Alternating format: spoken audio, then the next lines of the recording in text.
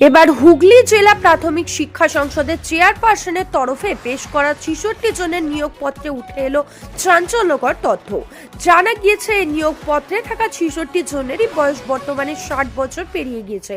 তার মধ্যে ৪ জনের মৃত্যুও হয়েছে। ইতিমধ্যে এই নিয়োগপত্র নিয়ে শোরগোল পড়ে যাওয়ায় অনেকেই উল্লিখিত স্কুলে গিয়ে খোঁজ নিয়েছেন, কেউ আবার সার্কেল অফিসে গিয়েও যোগাযোগ করেছেন।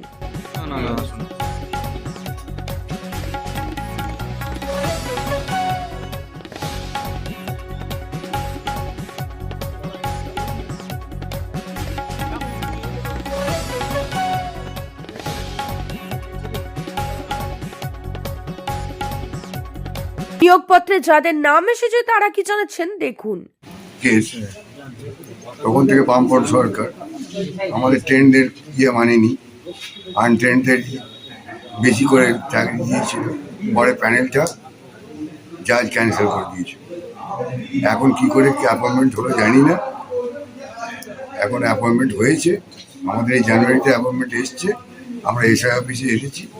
আমাদের জেলা পরিষদের চেয়ারম্যান অর্ডার দিয়েছিলেন যে এসআই অফিসে গিয়ে জয়েন করতে, আমরা এসেছি জয়েন করতে। আচ্ছা, আর কে আপনাদের অর্ডার কে দিয়েছিল এমনি, মানে জয়েনিং এর লেটারে কার সই টই ছিল?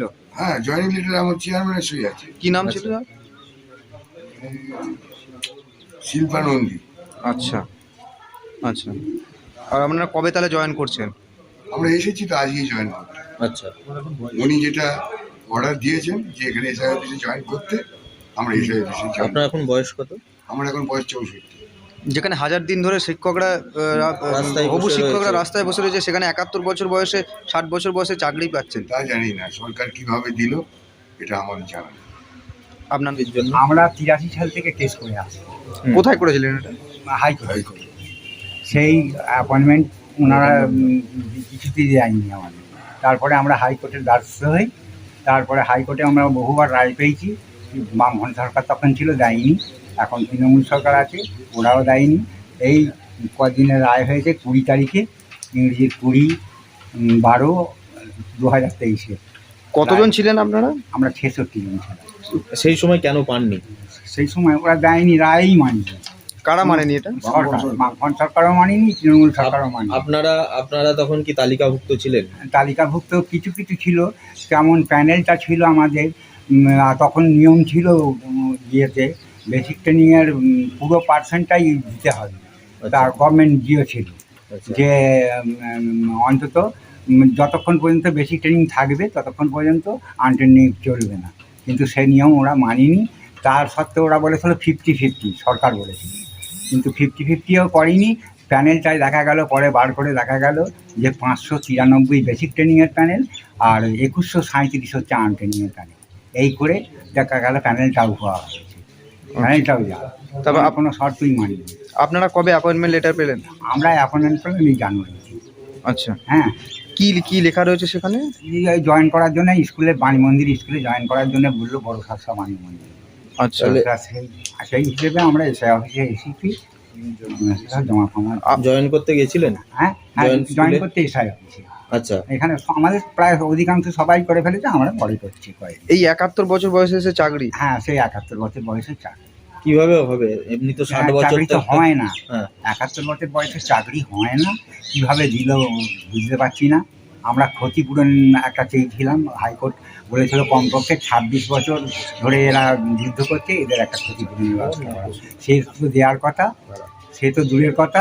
এখন সে বলছে যে আমরা অ্যাপয়েন্টমেন্ট দিয়ে দিয়েছি। কীভাবে অ্যাপয়েন্ট করলো কি জানি, কোন নিয়মে করলো সরকার। যদি এখন নিয়োগ করা হয় তাহলে কি আপনারা স্কুলে চাকরি করবেন? চাকরি কী করে করবো? আমাদের তো 70-71 পার হয়ে গেছে।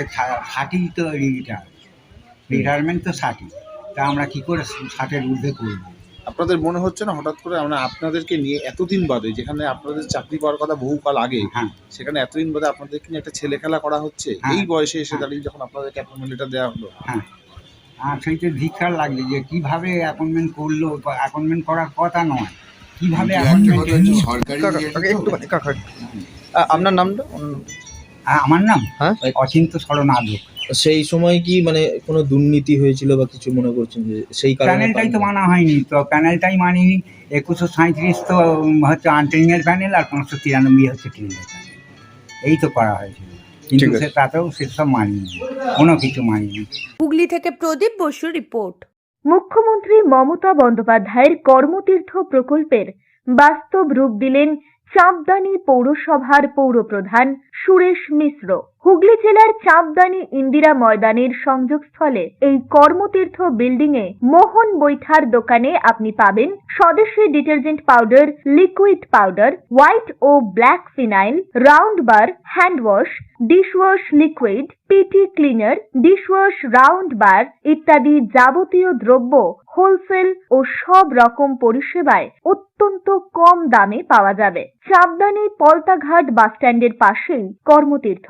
যোগাযোগ করুন 9903090695 এই নম্বরে।